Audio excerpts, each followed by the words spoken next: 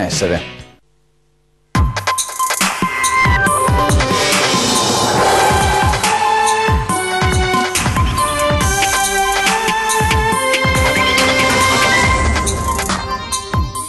La sentenza di primo grado del processo Mose, l'ex sindaco di Venezia Giorgio Orsoni assolto dall'accusa di finanziamento illecito ai partiti, ma il suo legale ammette: non siamo del tutto soddisfatti. Omicidio di Rina Baccala, la 21enne di Conegliano, uccisa a sesto mese di gravidanza. Questa mattina a Treviso al via il processo con rito abbreviato a carico del 19enne reo confesso del delitto dell'ex fidanzata. Aperta un'inchiesta sul drammatico incidente della Valsugana dove hanno perso la vita due ventenni, indagato per omicidio stradale l'autista del camion. Delitto di Isabella 90, arrivano nuove intercettazioni dal carcere, riprese le ricerche del corpo della donna nei campi vicino alla casa di Freddy Sorgato. Caos vaccini a Vicenza, pronte oltre 120 lettere di sospensione per altrettanti bambini di nide e materne non in regola con la normativa, verranno consegnate ai genitori tra oggi e lunedì. Infermiere e operatrici sociosanitarie costrette a cambiarsi in uno spogliatoio dove cade acqua sporca dal soffitto. Accade nella palazzina servizi dell'azienda ospedaliera di Padova, a denunciare la situazione i sindacati. Nel giardino del condominio in cui vivono è apparso un segno circolare di punto in bianco, ma nessuno sa spiegarne il perché. È mistero aspresiano su questo strano avvistamento.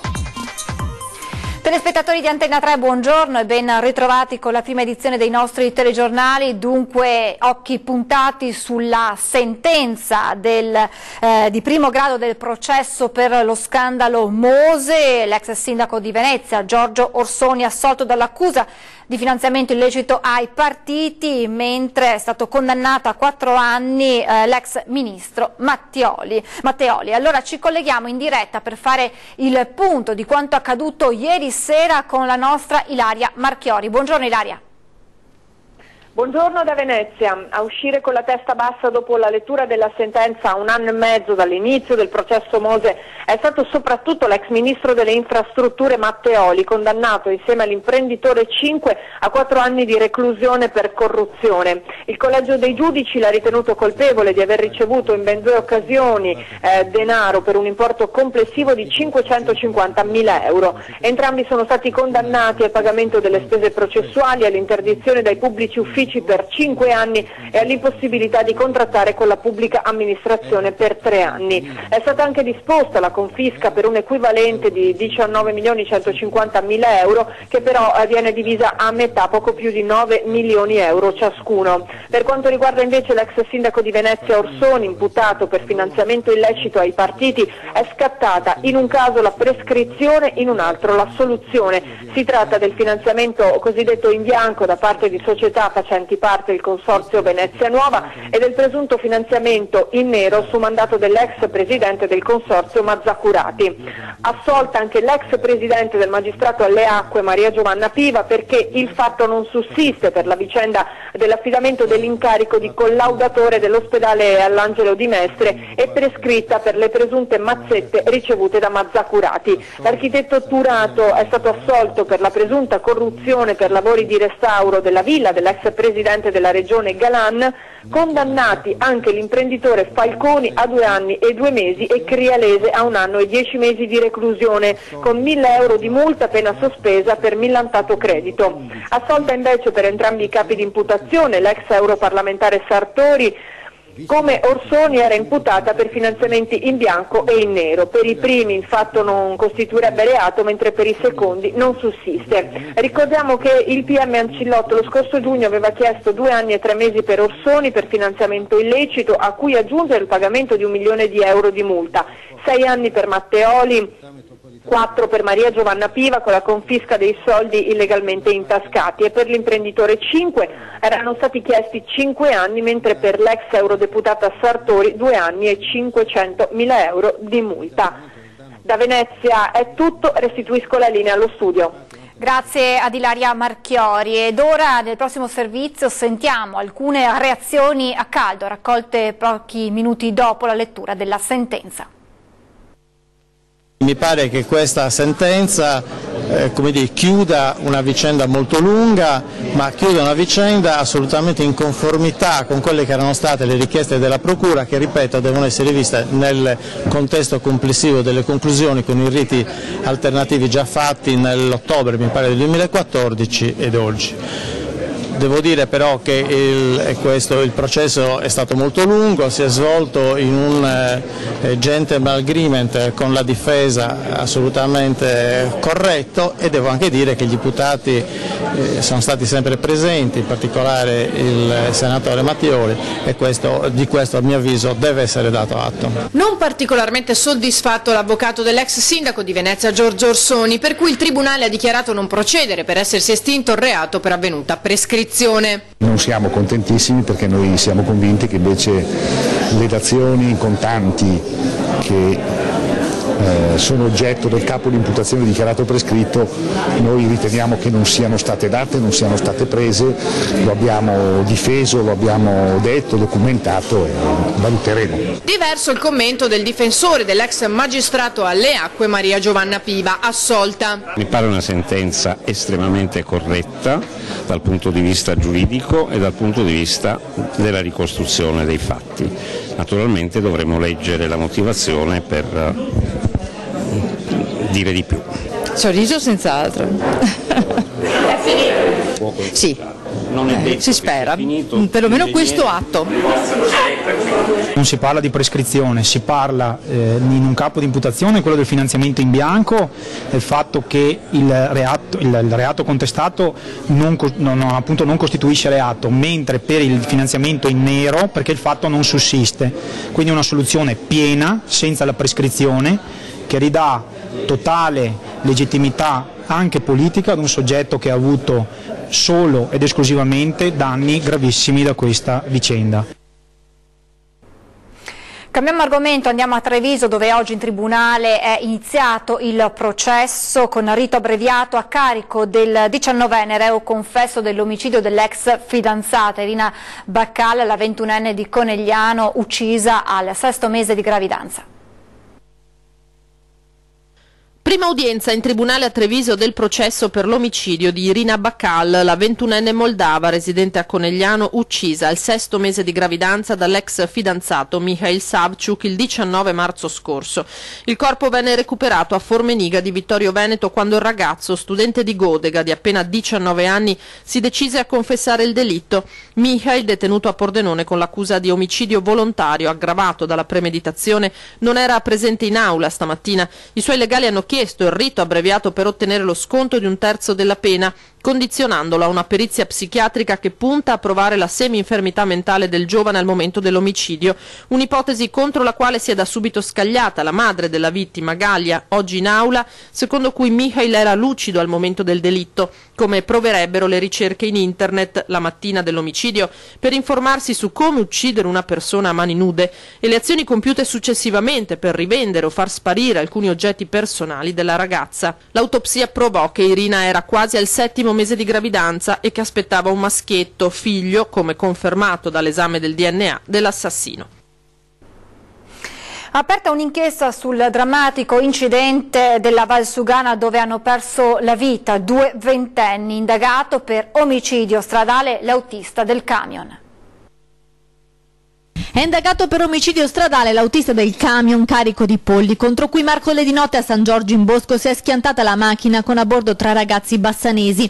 Nel tremendo incidente sono morti Chiara Maschio e Filippo Miotti, ferito gravemente un terzo giovane di Marostica, ricoverato in prognosi riservata all'ospedale di Padova. Il pubblico ministero Benedetto Roberti ha aperto un fascicolo e ha disposto alcuni accertamenti sulla dinamica dell'incidente per chiarire come siano andate effettivamente le cose in quel drammatico impatto che ha stroncato la vita dei 2 ventenni. L'accusa di omicidio stradale per l'autista al momento è solo un atto dovuto, in attesa dell'esatta ricostruzione sulla dinamica dell'incidente. Sul luogo dello schianto, intanto, la Valsugana, sono tornati i carabinieri e la polizia stradale per ulteriori rilievi. Gli unici testimoni di quanto accaduto sono il camionista, che ha raccontato di aver cercato in tutti i modi di evitare l'auto, e il giovane superstite ricoverato in ospedale, che ancora però, viste le sue condizioni, non può parlare. Sul corpo dei 2 ragazzi morti invece non verrà effettuata l'autopsia. È È stato solo disposto un esame esterno con il prelievo del sangue. Come ultimo gesto di generosità, le famiglie di Chiara e Filippo hanno deciso di donare le corne. Il giallo della scomparsa di Isabella 90, nuove intercettazioni in carcere fanno ripartire le ricerche della donna nei campi vicini alla casa di Freddy Sorgato. Il processo si è chiuso con la condanna dei 3 imputati, 30 anni ai fratelli Sorgato, 16 anni per Manuela Cacco, ma per risolvere il giallo di Isabella 90 manca ancora il corpo della donna scomparsa la notte tra il 15 e il 16 gennaio 2016. Durante l'estate le ricerche non si sono mai interrotte, sono stati effettuati dei nuovi sopralluoghi nei campi vicini alla villa di Freddy Sorgato a 90 Padovana in via Sabbioni. Le ricerche del corpo di Isabella sarebbero riprese a seguito di una intercettazione ambientale. Il ballerino camionista in carcere avrebbe detto di aver occultato il corpo di Isabella nei terreni agricoli vicino alla sua villa. In quel punto poi c'è proprio un sentiero isolato che conduce fino a Camin in via Vigo Novese, a 2 passi dall'abitazione della sorella Deborah Sorgato. A breve intanto il giudice dovrebbe depositare le motivazioni della sentenza di condanna. Torniamo a parlare del caos vaccini perché a Vicenza sono pronte un centinaio di lettere di sospensione per altrettanti bimbi non in regola con la documentazione. Ci aggiorna in collegamento telefonico Vanessa Banzato. Buongiorno Vanessa.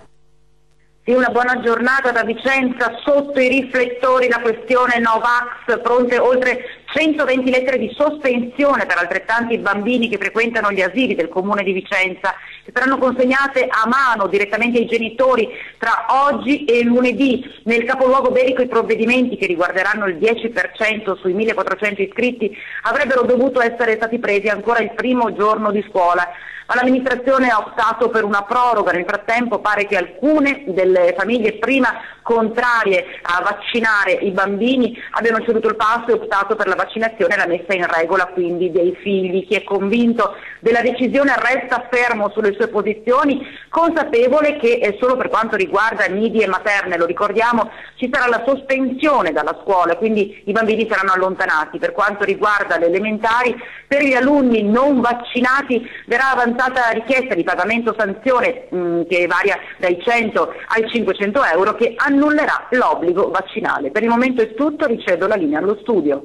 Grazie anche a Vanessa Banzato. A proposito del caos vaccini, a Vittorio Veneto un bimbo non viene fatto entrare a scuola perché il parroco ritiene che i genitori non siano in regola con i documenti. Interviene il vescovo e tutto rientra, ma la polemica esplode.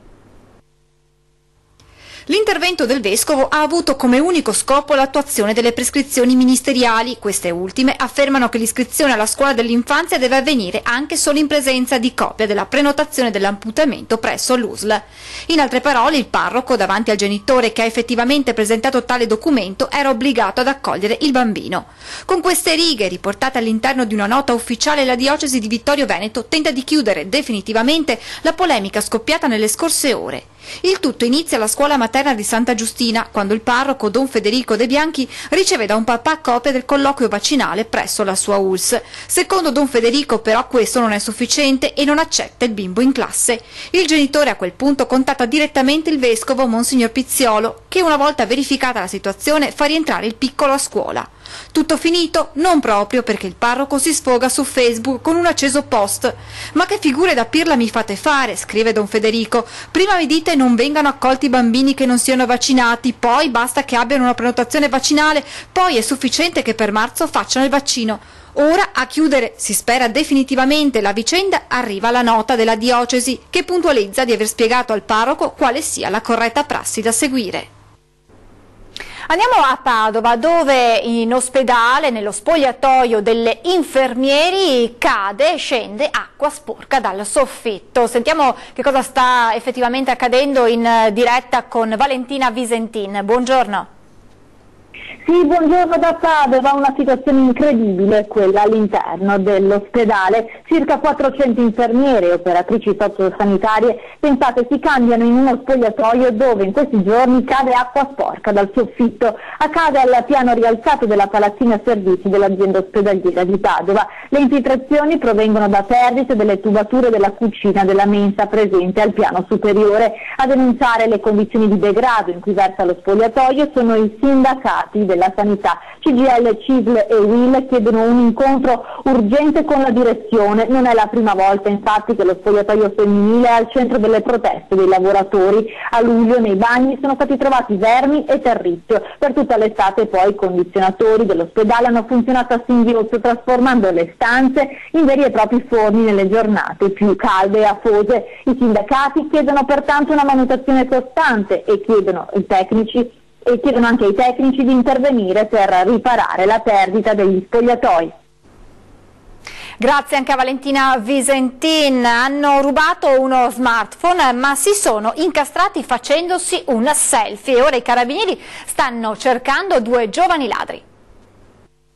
2 giovanissimi, un maschio e una femmina, hanno utilizzato il cellulare che avevano appena rubato per farsi un autoscatto, ma è stato caricato in automatico nell'account Google del proprietario. Così, oltre ad autofotografarsi, si sono anche autoincastrati e ora la loro fotografia è nelle mani dei carabinieri. Tutto è iniziato a Fiesso d'Artico, dove lunedì un uomo di Milano è stato derubato del suo smartphone. Secondo il racconto, i responsabili sono componenti di una famiglia di nomadi. Immediatamente ha fatto bloccare il cellulare e l'account adesso collegato, ma nel frattempo era comparsa la foto dei ladri finita direttamente nelle mani dei militari. Si tratta di 2 bambini che probabilmente hanno avuto il telefono dai genitori che hanno materialmente messo a segno il furto. Non sarà comunque facile rintracciare i ladri, soprattutto se non sono del posto, ma intanto la coppia derubata ha pubblicato la foto su Facebook con l'intento di mettere in guardia i propri conoscenti. Ci fermiamo adesso per qualche minuto di pubblicità, restate con noi.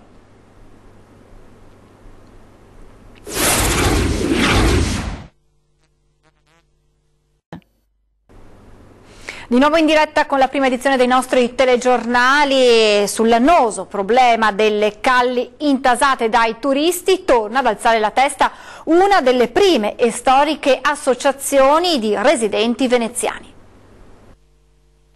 Dopo anni di immobilismo sulla gestione dei flussi turistici da parte delle amministrazioni che si sono susseguite alla guida della città, il provocatorio blitz dei militanti di Venezia.com mostra come sarebbe facile mettere in campo iniziative per mitigare l'effetto congestionamento ben noto a chi passeggia per le strette calli della città storica.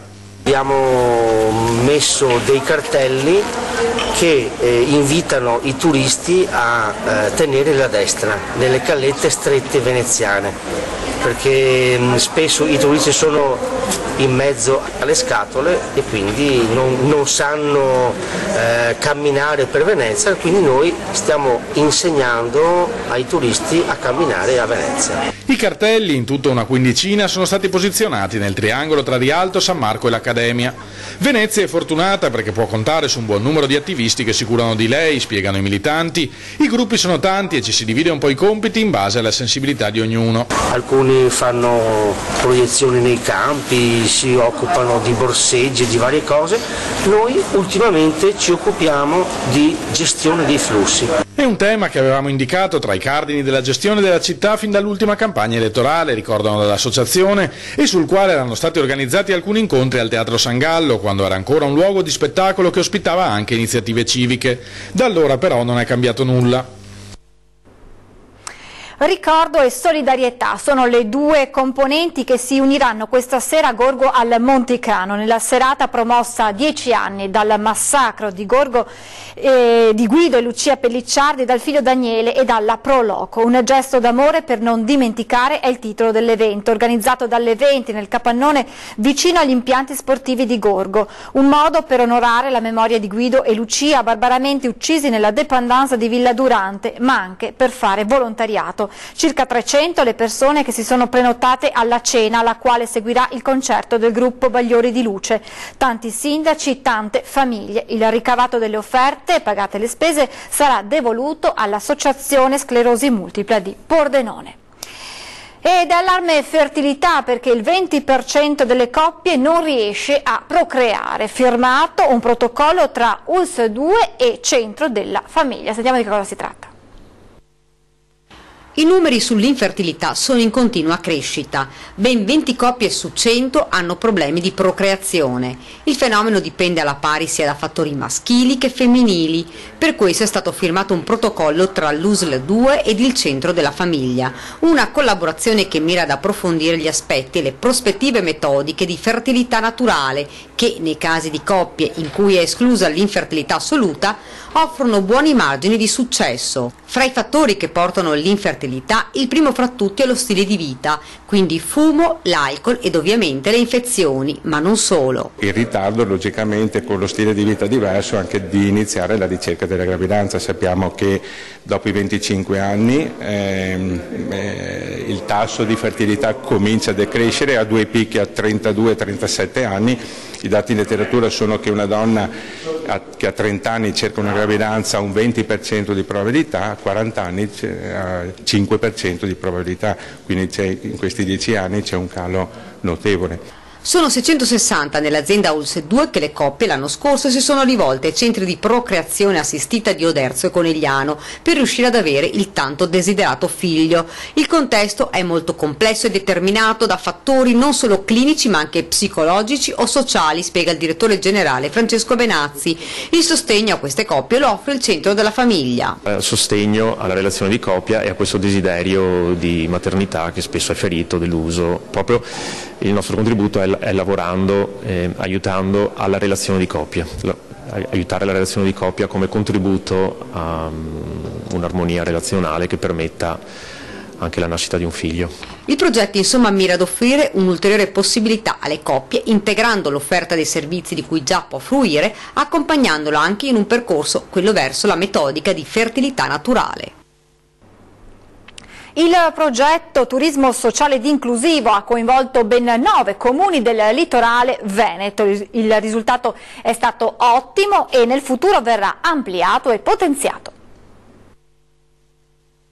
Sono 9 comuni del litorale veneto che hanno aderito al progetto Turismo Sociale ed Inclusivo nelle spiagge. L'obiettivo era quello di rendere possibile la vacanza alle persone con disabilità. Sono state quindi messe in atto una serie di iniziative, dalla formazione degli albergatori all'assistenza in spiaggia per disabili, fino alla possibilità di effettuare uscite in barca a vela e facilitare i trasferimenti con mezzi di trasporto attrezzati. La bellezza di questo progetto è che siamo riusciti in tutti i 9 comuni della costa veneta, quindi parliamo di 25 milioni di presenze turistiche, a realizzare spiagge accessibili, spiagge accoglienti e a fare in modo che i turisti italiani o stranieri possano venire nelle nostre spiagge a passare una vacanza del tutto inclusiva, con tutte le risposte alle loro necessità anche particolari, per poter appunto tornare anche l'anno successivo.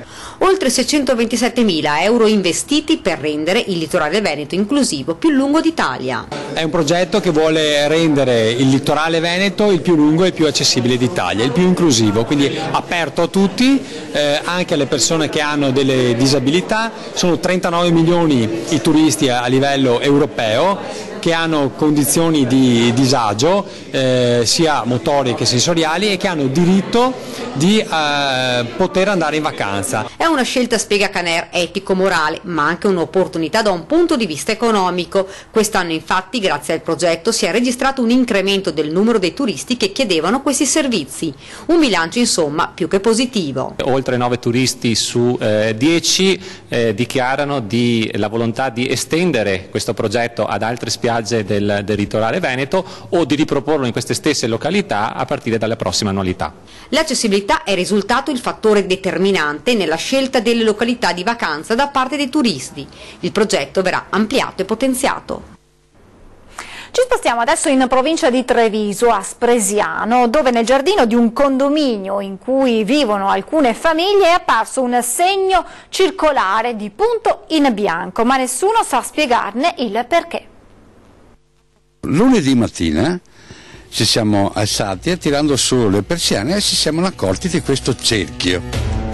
Gli americani le chiamano Stranger Things, cose inspiegabili. Questo cerchio, ben visibile se osservato dall'alto, è apparso dal nulla nel bel mezzo del giardino e gli inquilini del condominio, in pieno centro spresiano, non se lo sanno spiegare in alcun modo. Chi l'ha fatto? Non si sa. Qualcuno che si passa per strada? Ma far dispetti, non penso che viene dentro qua e al buio fa ste robe qua. Il gioco di alcuni bambini? Negativo, in questa palazzina di 4 appartamenti i bambini non ce ne sono. Uno scherzo dunque, magari ad opera di qualche vicino con vecchi dissapori. Niente di tutto ciò, i rapporti fra condomini e nel vicinato, ci dicono, sono ottimi. Italo e Rosanna, 70 anni, entrambi pensionati, vivono qui da oltre 40 anni ed una cosa del genere non l'avevano mai vista. Quello non è un spray, perché anche un spray con la pioggia, lunedì ha cominciato a piovere ancora, no? Se lo tocco vi su questo spolverino, ma non sappiamo, perché anche con l'umidità, con la pioggia dovrebbe andare via. E non è nemmeno una bruciatura, piuttosto un pigmento scuro e persistente. Durante il giorno pare che si diminuisce, però alla mattina con l'umidità vi su. Non so, siamo di fronte a un mistero. Un mistero che si infittisce e il pensiero a questo punto rischia di scivolare verso qualcosa o qualcuno che ha origini lontane, addirittura extraterrestri. Può darsi anche questo, un segno particolare che dall'alto vedono, perché non so. Sui campi di grano che facevano questi segni, però quelli era molto più particolare, insomma, di questo qua. Questo mi sembra tanto una roba ridicola, non so. Ma se quei segni nei campi di grano così perfetti potevano anche essere la traccia di un passaggio alieno, questo cerchio nel giardino, per quanto misterioso, non sembra poter ambire ai fasti cinematografici di un monolite sulla Luna o di un'astronave sulla Terra. Non può essere un UFO, non può essere extraterrestri qua che venga giù a fare queste cose. Se qualcuno magari è interessato a venire qua a dare un'occhiata, a darmi una spiegazione, siamo ben contenti.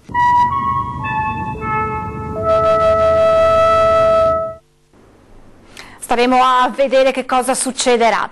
Vi ricordo la nostra rubrica, lo dico ad antenna per segnalarci problemi o disservizi, potete farlo mandando un sms o WhatsApp al 351 1755 340, una mail a redazione @antenna3.it o ancora lasciando un messaggio in segreteria allo 0422 02 30 898.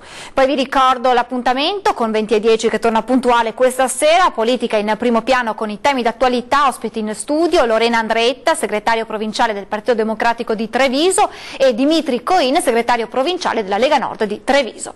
È tutto per questa edizione, vi lascio le previsioni meteo, grazie per averci seguito, buona giornata a tutti.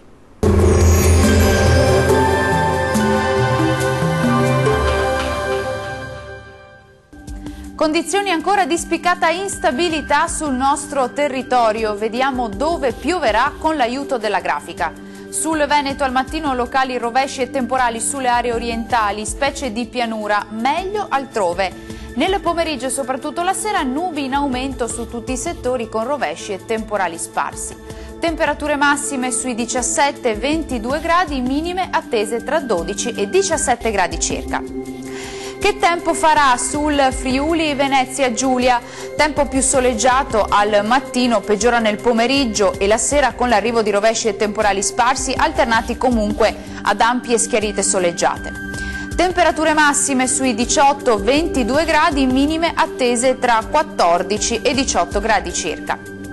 E concludiamo con uno sguardo alla situazione del Trentino Alto Adige. Anche in questo caso tempo migliore al mattino, nel corso del pomeriggio e della sera rovesci e temporali dapprima sul Trentino, poi verso l'Alto Adige, fenomeni anche forti sul centro-ovest trentino. Temperature massime sui 20 gradi, minime attese tra 8 e 10 gradi circa. Il mare sarà generalmente mosso, i venti invece si presenteranno moderati e sudorientali. Dal meteo è tutto, grazie per l'attenzione, arrivederci.